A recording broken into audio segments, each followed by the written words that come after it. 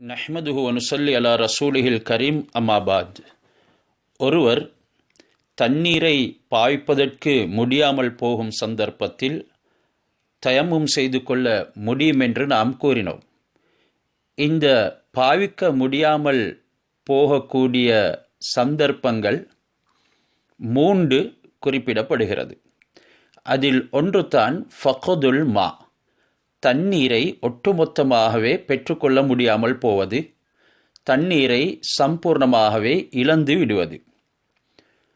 ஒருவர் உறுதி கொண்டு விட்டார், தேடினாலும் தண்ணீர் கிடைக்க மாட்டாது. இந்த சந்தர்ப்பத்தில் அவருக்கு தேடாமலேயே தயமும் செய்ய முடியும். அவர் ஊரில் வசிக்கக்கூடியவராக இருந்தாலும் சரிதான், ஒரு பிரயாணியாக இருந்தாலும் சரிதான், அவருக்கு உறுதி வந்து விடுகின்றது தண்ணீர் கிடைக்க மாட்டாது என்று. இந்த நேரங்களில் அவருக்கு தேடாமலேயே தண்ணீர் எங்கெங்கெல்லாம் இருக்கும் என்று எண்ணம் கொண்டு தேடாமலேயே அவருக்கு தயமும் செய்து கொள்ள முடியும். ஒரு சந்தேகம் வந்துவிட்டால் அல்லது தண்ணி இருக்கும் என்று ஒரு எண்ணம் பிறந்துவிட்டால் வஜப தலபுஹு, அதனை தேடுவது அவருக்கு வாஜிபாகும். இந்த தேடும் சந்தர்ப்பங்களில் ஒரு பிரயாணியுடைய சூரத்தை, இமேஜினேஷனை நாங்கள் எடுத்துக்கொள்வோம். அவர் பிரயாணியாக இருக்கும் சந்தர்ப்பத்தில் அவருடைய வாகனத்தில் நீர் இருக்கிறதா என்று பார்ப்பார். மேலும் பிரயாண தோழர்கள் அவருடன் வந்திருந்தால் அந்த பிரயாண தோழர்களிடத்தில் யாரிடத்திலாவது தண்ணீர் இருக்கிறதா என்கிறதனை தேடி பார்ப்பார். எல்லோரும் ஒட்டுமொத்தமாக இருக்கக்கூடிய சந்தர்ப்பத்தில் ஒரே தடவையில் அவருக்கு கேட்கலாம், உங்களில் யாரிடத்தாவது நீர் இருக்கிறதா? ஒவ்வொருவரையும் கேட்க வேண்டும் என்ற அவசியம் கிடையாது. இந்த முறையில் இவர் தண்ணீரை தேட வேண்டும். தொழுகைக்கு கொஞ்சம் நேரம் எஞ்சி இருக்கும் வரைக்கும் அவர் அந்த தண்ணீரை தேடும் முயற்சியை விட்டுவிட மாட்டார். உதாரணத்துக்கு 2 ரக்காத்துகளோ 4 ரக்காத்துகளோ தொழக்கூடிய நேரம் எஞ்சி இருக்கும் வரைக்கும், அதாவது தொழுகையினுடைய இறுதி நேரம் வரைக்கும் அவர் தண்ணீரை தேடுவது கட்டாயமாகும். இந்த இடத்தில் நாம் ஒன்று விளங்கிக் கொள்ள வேண்டும், தாண்டோடித்தனமாக நமக்கு தயமும் செய்ய முடியாது.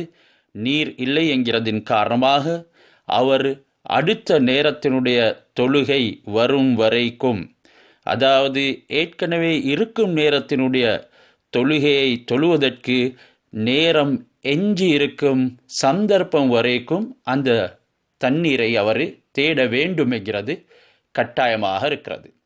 எந்த அளவுக்கு இந்த தண்ணீரை பெற்றுக்கொள்ளும் விடயத்தில் முயற்சி செய்வார் என்றால், பணம் கொடுத்தாவது தண்ணீரை வாங்க முடியுமா என்பதனை அவர் தேடி முயற்சி செய்வார்.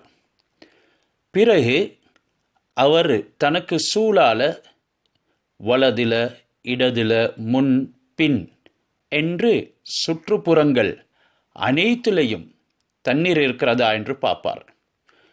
மேலும் சில இடங்களில் பசுமை தென்பட்டால் அங்கு கூட போய் தண்ணீரை தேடுவார். அவர் ஒரு சமத்தரையான பூமியில் நின்றிருந்தால் அந்த சமத்தரையான பூமியில் ஏதும் குழிகள் இருக்குமென்றால் அந்த குழியில், மேலும் மலைகள் இருக்குமென்றால் அந்த மலையின் பக்கம் போய் அங்கேயும் தண்ணி இருக்கிறதா என்று பார்ப்பார். இவ்வாறு இவர் போவதாக இருந்தால் எந்தளவு தூரம் போக வேண்டும் என்கிறதனையும் ஷரியத் நமக்கு சொல்லி தந்திருக்கிறது. அதாவது ஹத்துல் கவுஸ் என்று அந்த தூரத்துக்கு கூறப்படும். ரட்சிப்பின் எல்லை, அதாவது பாதுகாப்பின் எல்லை என்பது தான் ஹத்துல் கவுஸ் என்பதனுடைய கருத்து. அதாவது இவர் தன்னுடைய பிரயாண தோழர்களுடன் பயணத்தை மேற்கொண்டிருக்கின்றார். இப்பொழுது நீர் கிடையாது. நீரை தேடி ஒரு தொலைவுக்கு செல்கின்றார். அந்த நேரம் பிரயாண தோழர்கள் அவர்களுடைய பேச்சுகள், வேலை வெட்டிகளில் ஈடுபட்டு கொண்டு இருக்கக்கூடிய நிலைமையில் இந்த நீரை தேடி தொலைவுக்கு சென்றவர் ஏதேனும் ஆபத்து ஏற்படும் பட்சத்தில் பாதுகாவல் தேடினால், சப்தமிட்டு இரட்சிப்பு தேடினால், என்னை காப்பாற்றுங்கள் என்று அழைப்பு விடுத்தால் அவர்களுக்கு அது கேட்க வேண்டும். அந்த பிரயாண தோழர்களுக்கு இவருடைய குரல், இவருடைய ஓசை சப்தம் கேட்க வேண்டும். அந்த தூரத்துக்குத்தான் ஹத்துல் கௌஸ் என்று சொல்றது. அப்படியான தூரம் வரைக்கும் போய் அவர் நீரை தேடுவார். அந்த தூரம் போவதாக இருந்தால் மேலும் ஒரு நிபந்தனையை இஸ்லாம் விதிக்கின்றது. இல்லம் யஹஃப் லரர நஃப்ஸின் அவுமாலின், தன்னுடைய உயிருக்கோ பணத்துக்கோ எந்த விதமான ஆபத்தும் ஏற்படக்கூடாது. அப்படியான ஒரு பயம் இருந்தாலும் அவர் அந்த தூரத்துக்கு போக வேண்டிய அவசியம் இல்லை.